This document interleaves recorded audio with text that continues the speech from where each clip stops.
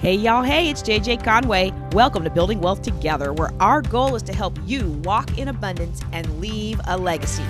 It's Mindset Monday, where we take the best teachings on mindset, motivation, and leadership and apply them to your life. This helps you get past the past and grow forward into abundance. Let's get into it. Hey everybody, it's JJ Conway. I want to welcome you to Mindset Monday.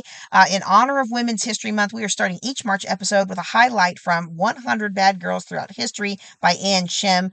You can learn about 100 women who broke barriers and made history when you get your copy at the Amazon link in our show notes or in any place that fine books are sold. Today's highlight is Khuntulun.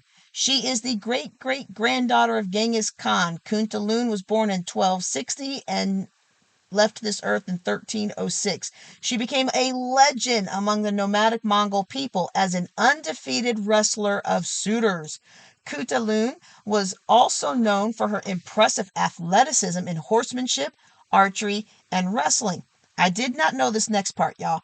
At the time, women in Mongolian culture were trained to participate in battles on the field. Archery on horseback was their combat style of choice. As a princess, Khuntulun challenged every suitor to a bet of 100 horses on a wrestling match, promising to marry the man who could defeat her. No man ever did, and it's rumored that she collected 10,000 horses along the way. Because of her athletic talent and political savvy, her tribe believed that she was blessed by the heavens, so she rode into battle alongside her father, Kaidu, and they never lost. She finally married a follower of her father's, a man of her choosing, and when Kaidu passed on, he named her as his successor over her 14 older brothers. Go ahead, girl. Go ahead. All right, all right. Well, to continue with the girl power, I have a special treat for you today. When I look at sales, I used to really hate the idea of sales, and I went into business so I would never have to deal with sales. And then I found out that I'm selling myself basically all day long. Yes. And how do I do that in a way that feels authentic and genuine and in line with who I want to be and who I want to be known for? So we can talk about that another day, but I remember that day. I remember that day when I was selling was doing Mary Kay Avon Discovery Toys and my picking business because I was trying to get out of $800,000 of debt. And I was like in the line with somebody and I was doing the line. Wow, those shoes are so beautiful. Where'd you get them at? And then you're supposed to lead them into talking about makeup. And as soon as I started mentioning makeup and I saw the look on their face and I was like, you know what? This is not the life that I want to live. And I'm not knocking those businesses. I made decent money with all of those businesses, but it was like, this is not who I want to be. There's got to be a better way. And it sounds like you've got a better way for us today. So let me go ahead. And performance power skills are directly related to sales, but it's really, as I said, sales and leadership are so interchangeable. And and sometimes it is a mindset place that people think of sales and they think of sleaze, and they need to take a step back and look at it a different way. Right. Because sales professionals are also the highest paid field, and they're the lowest. And it's like, where are you in that spectrum? And where can you go home and feel really great about yourself? It's when you're there to serve and to help, and you're guiding someone, helping guide someone to the decision that's best for them.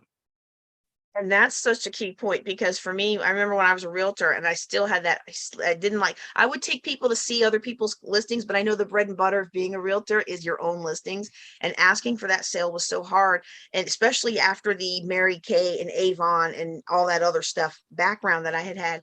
And it was like, wait a second, if I don't sell these people into working with me, which I already know I'm going to do a good job, I'm going to work hard for them behind the scenes, I'm going to work every ounce of my commission, they're going to get stuck with some sleazeball who uses high pressure tactics and signs them on the dotted line, puts a sign in the yard, and never does anything for them. So it's almost, I know this is going to sound kind of silly, but maybe not to you because you're a sales professional, but it was almost like it's your duty.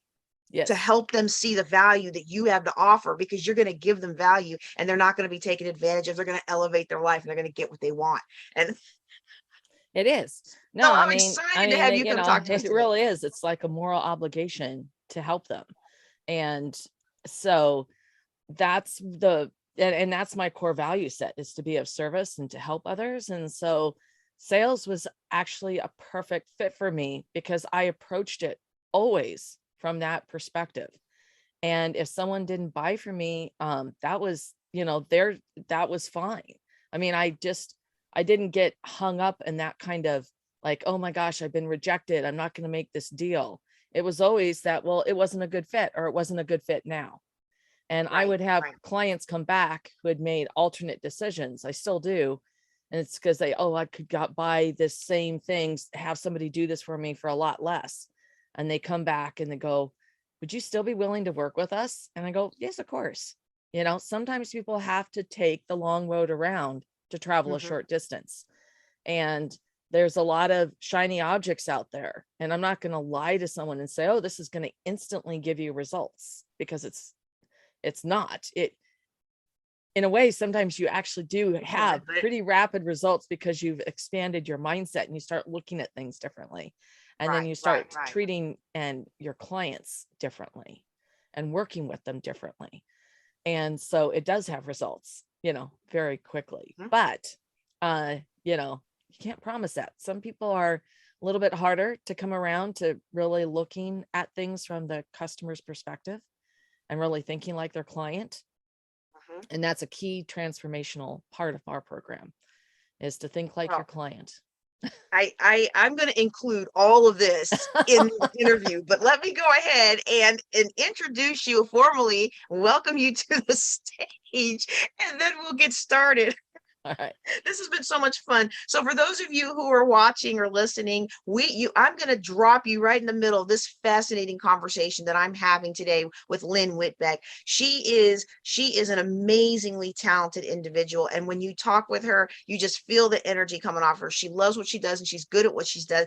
And the more important thing, the reason I wanted her to come talk to you all today, is that she's good at helping you do what you need to do to increase those sales. So let me go ahead and formally introduce our guest today.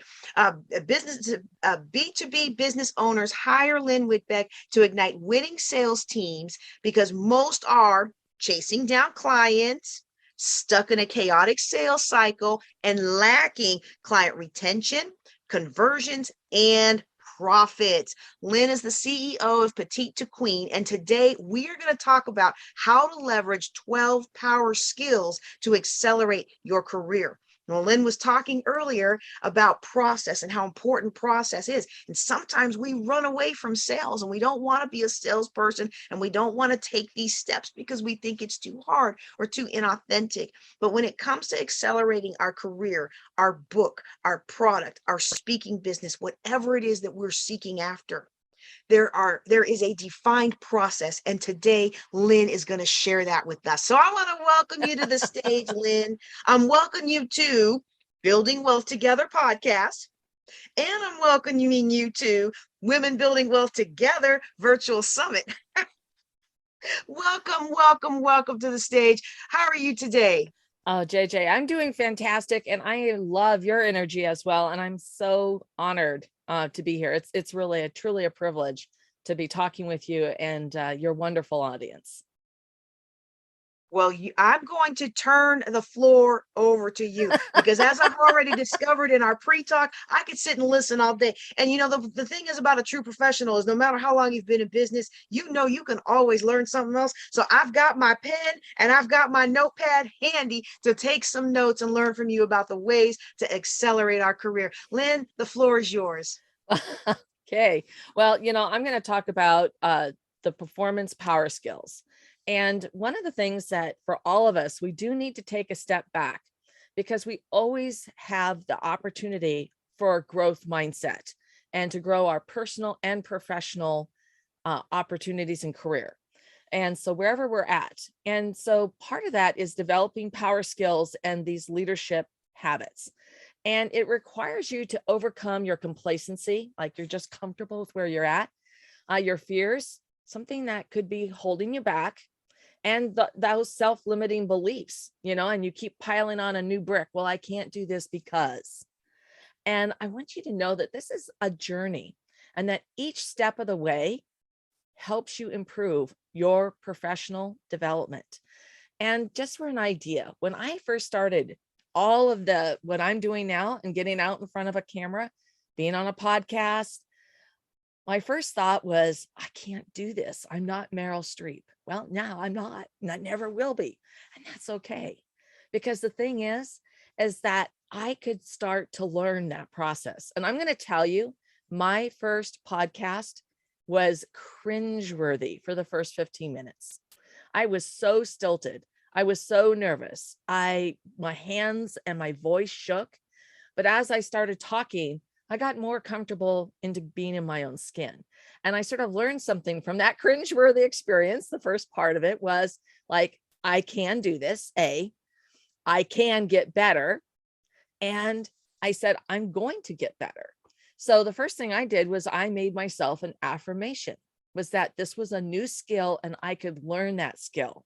And I told that to myself every day when I first got up. And that's the most powerful thing about affirmations. Pick three areas that you want to reach for, that you're going to stretch, that make you a little uncomfortable. And then put those into an affirmation and a very empowering statement. You know, I will learn this skill. And don't make it too big a bite. Take baby steps. Okay. And then you keep changing it, because after about 20 days of saying that affirmation, you're going to find that your whole viewpoint around that topic has expanded, and you're ready to then push that affirmation to the next level. Don't do more than 3. There's magic in the number of 3. It's sort of like, once again, you're going to go to that meal and you're going to take one bite at a time. So pick 3 things. And I'll give you a clue as to one that I use every day, and I still use it because it really helps me frame my whole day. And I get up and I say, there are so many things I get to do today. And that, instead of feeling overwhelmed, that is so important, because then I put myself I get to stand in my own power, because I get to do these things today. And when you do that, the first thing you get up, it frames the rest of your day. Okay. So let's get into some of these great power skills and habits to drive thriving performance. And I'm going to, just from the top level, I use performance because it's an acronym, and it stands for problem solving, engagement, resilience. And man, have we needed resilience the last few years. Flexibility, originality, being resourceful. Magnet. Now, it's not like a magnet that you stick to your refrigerator. Instead, it's being that leader and being very authentic in how you present yourself, right? Negotiation. And you know what? We negotiate every single day, from what we're going to watch on Netflix with our family, to selling our ideas to either an audience, to our boss, to team members. So that negotiation is every aspect of who we are. Okay. Collaboration. And finally, exchanging information. And that's having clear and concise in how you deliver that. And, you know, it's really important about these. All of these require stepping into that growth mindset area. Every one of these skills can be learned. Every one of these skills can be honed. I'm not perfect at any of them.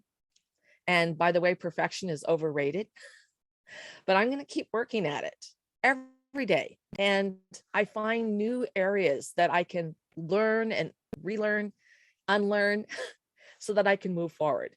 And so that's really where I wanted to start with, JJ. And let's sort of talk about what you think where we should go next with the conversation. Well, one of the things that I think is important as we're doing this, and you mentioned the power of 3 in the affirmations, and I'm sitting here, I don't know if you can see me, I'm sitting here flowing, I'm like, that is such a great point to remind myself. So I'm taking screenshots and stuff, and I'm thinking, you know, what is it that would cause us to not want to move forward, even in something simple like that? It's those hidden mind blocks. Yeah. Those hidden mind blocks that say, well, it's not good enough, it's not this, it's not that. And I don't want us to overlook the power of those simple things. And so I think with the next, if we've got this one step and we can take this one step, I think maybe we can peel back the onion a little bit and talk about what it is that keeps us from even taking that step. I mean, what is it that takes us from even making that sticky and putting it on our mirror with those affirmations? And I think you alluded to it when you talked about leadership. I think sometimes we have such a history of failing to live up to our promises to ourselves, that we almost don't even believe in ourselves when we say we're going to do something to move forward. What do you think about that? Failure can be very crushing. And there's two ways to look at it. And I want to remind everyone there's a shadow to the positive and the negative on the flip side. And so you need to look for that shadow, because that shadow can be what's holding you back. And sometimes that is literally a fear of failure. But there is so much learning that goes on in failure that you, instead of fearing the failure, you want to relish the experience and the journey. And I'm not saying that failure is great. I mean, I've done things that have just like literally crashed and burned. But then I've looked and like, well, what did I gain from this? Yeah, this isn't a great situation to be in right now, but what do I have to show for it? And I start to like pile it on. And it's like, wow, I have a lot to show for it. And so maybe I didn't get all the puzzle pieces together right, but I've got almost all the puzzle pieces figured out now. So now I can look at how do I put them together differently? And maybe there's that missing piece. And that once I sort of reassemble them, I can identify that piece that I don't have yet. So I really think it requires grit and gumption to say, okay, so I failed. You know what? I'm going to look myself in the mirror and say, but I can do better next time. And I can take what I learned and I can use it to my advantage. I can leverage this knowledge because it's powerful. And because I'm still standing and I'm ready to go, I'm truly telling myself that I've got what it takes. And I want us all to sort of take a moment. If you've seen the movie Captain Marvel, and every time she falls off that big rope ladder, she flips out in her go-kart. She gets back up and she dusts herself off. And she goes, even at the end of the movie, that's what it's about. It's like picking herself, dusting herself off, and standing in her own power. This is where I am. This is who I am. And I'm going to drive this forward. And then that pure joy and elation that she feels, when she's soaring through the air, it's like, I've got this. Instead of falling and flailing, it's suddenly, I've got this. So all of us can do that same thing. And if you're really struggling with feeling like you don't deserve something or you don't deserve a seat at the table, then that's probably manifesting itself as imposter syndrome, because there's something that's deeper that you need to unearth so that you can recognize that you are worthy and you do deserve the accolades, the success, the praise, the job well done. And even to address that more extreme level, we have a free course on imposter syndrome. Once again, because that is something that's real and it's out there, and there are pieces that you can work on for yourself to really identify the fears and your perception, and so that you can work on that and make strides to break free. And because that's what it's all about. It's about taking a sledgehammer and knocking a few bricks out, and then a few more, and then a few more. And I don't want to say you're sledgehammering your brain, but you're actually picking up a tool that's strong enough that you can weld it. You have the strength to swing it, to get that chink in the bricks, right? And to knock one through and to see some daylight on the other side. So it really is very metaphorical. Well, there was something that you just said, and I was going to write it down. And then you said sledgehammer, and I started laughing in my head about, well, sometimes I was pretty hard headed. I needed a sledgehammer. But there was I'm going to have to go back and listen to the recording because I want to pull that for your quote for your episode.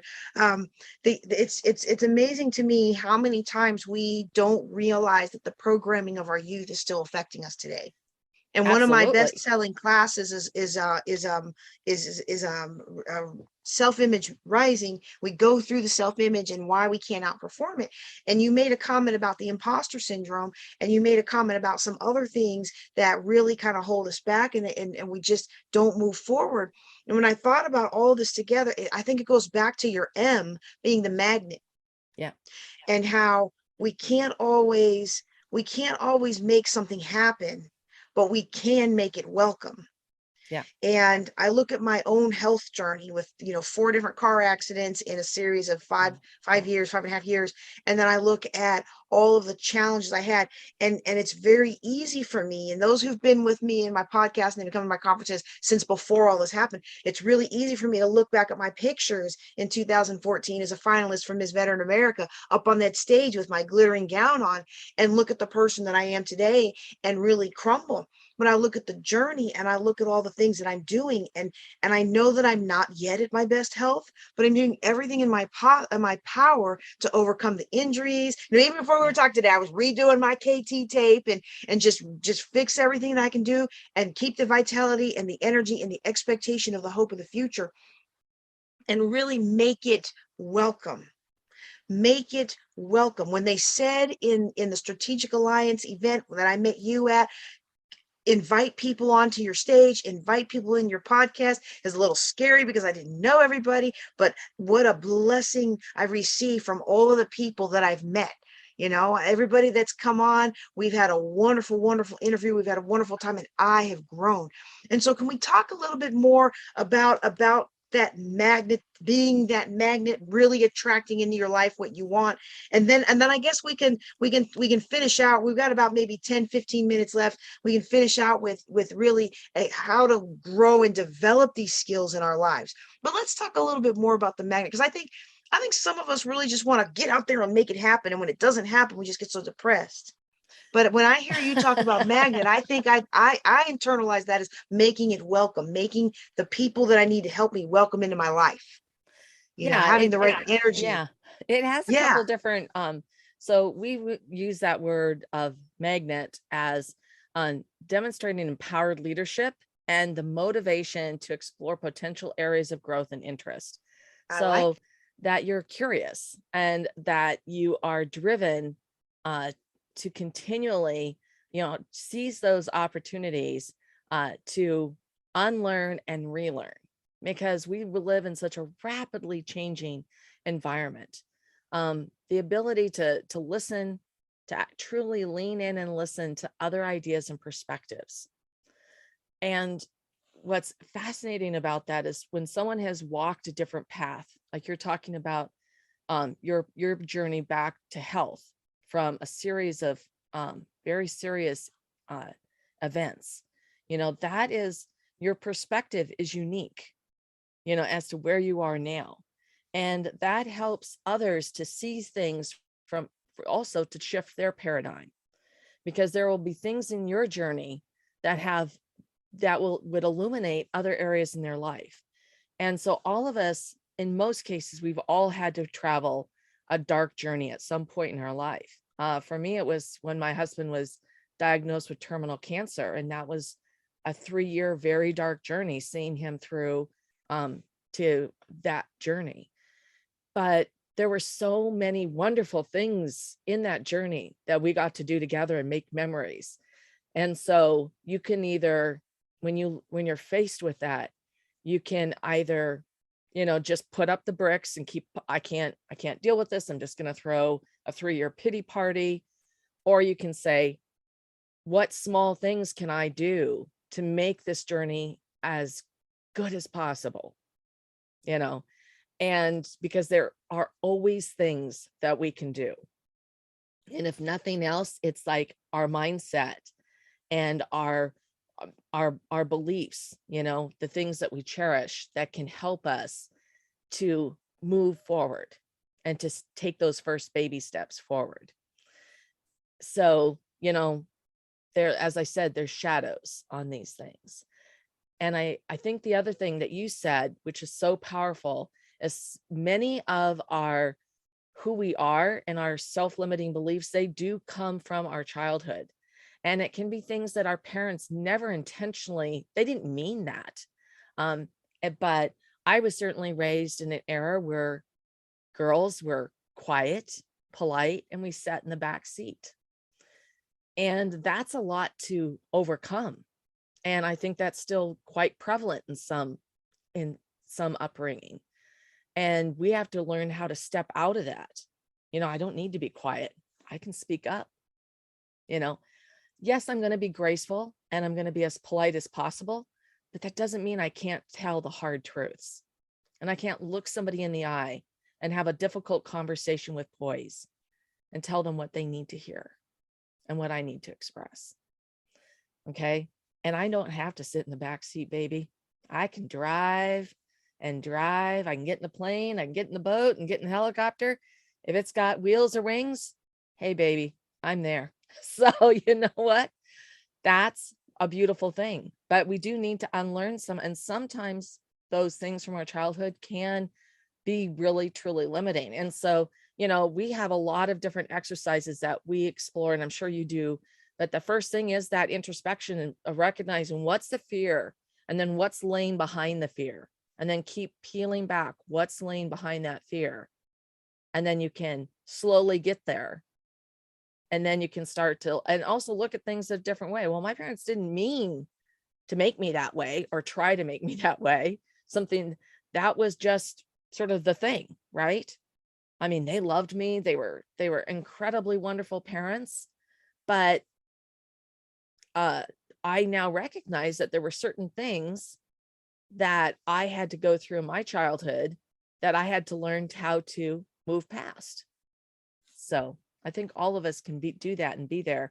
And there are tools and the ability. You just have to take that first step, and you have to ask yourself, where do I want to go and how am I going to get there?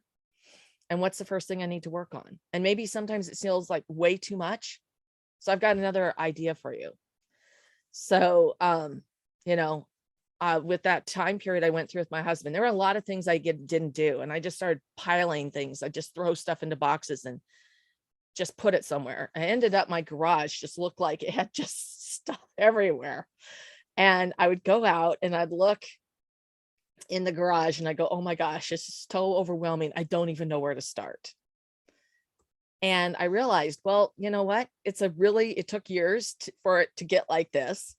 And I can just work on this one small area and start working on this one small area. And I would find myself starting to do 3 or 4 things in the garage. And I'd mentally say, stop. One area. What's the one area that you're going to work on for 2 hours today? And it took months. It took months. But I got the garage cleaned out. It took months and months and months. But every time I started trying to do 3 or 4 things, I would catch myself and say, you're doing too much. And you won't feel like you actually accomplished anything. Refocus. What was the one thing you wanted to get done today in this garage? And honestly, after a month, it looked better. After 2 months, it looked a lot better, right? So I want everybody to take that step back. And instead of saying, I got all these things I got to get done, what's the focus on one? And maybe it's not the best thing because you don't know yet, but focus on one thing that you know that you can move forward on and start working on it. And as you knock those pins down, you're going to be able to see a better picture. And then you're going to be able to say, oh, well, now I know this is the next thing that I need to work on, because you have a better visibility. I think that's so important. And I'm a busy bee myself. Like I want to do a million different things. And I start working on the dishes, and then I see that this has to be done for my business. And I start doing that. And then I realize I never answered those emails. And then one of those emails is I never filmed whatever I need to film. So I go run into the studio. And while I'm filming, I realize I didn't finish that script. And while I'm finishing that script, I have this other script, and we never get anything done. And sometimes that's a factor of disorganization. But when I heard your story about your husband, it brought me back to a time where I was using those same kind of techniques to avoid dealing with the loss and with the new normal of my life. And so I would go from project to project to project to project, and the boxes would still be sitting there because it was too emotionally. I didn't realize it. I'm not a psychologist, so I didn't have all those connections, but that's really at the core of it. I was busy working my way out of avoiding dealing with what I needed to deal with to take my life to the next level. And so what you've done today is you've unlocked that for a lot of our viewers and listeners today, to be able to take action in their life and to stay focused for a period of time and make the progress they need to make. Well, we've Absolutely. got a couple minutes left. I know I'm gonna have to have you come back.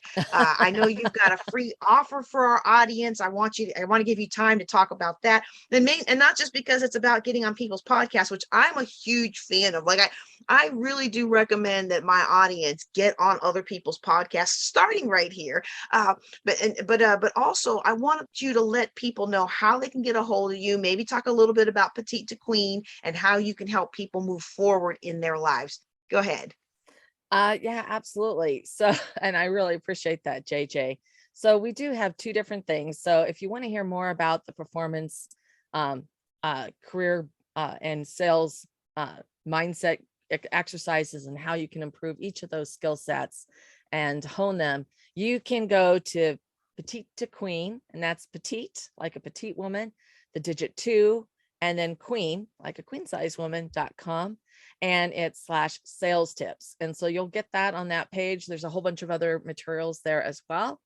And we also have a podcast, mini class, which for all of you who are growing your business, it's called How to Use Guest Podcasting to Grow Your Business. And it's super quick. It's about 20-minute masterclass. And we've got a bunch of materials on that page as well.